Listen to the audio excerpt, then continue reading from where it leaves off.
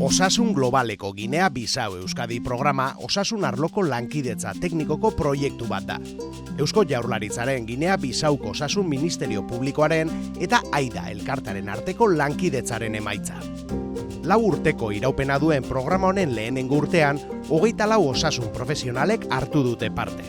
Larrialdietako, medikuntzako, kirurgiako, anestesiako eta laborategiko asistentzia kalitatea hobetzen lagunduz.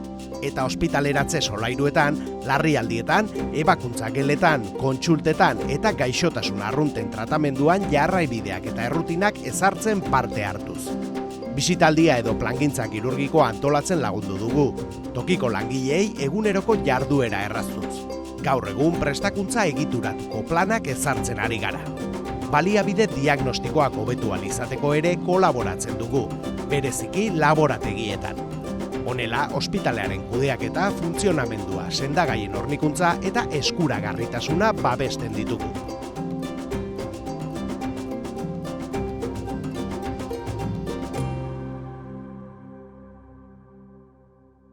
Euskadi, auzolana, Eusko Jaurlaritza.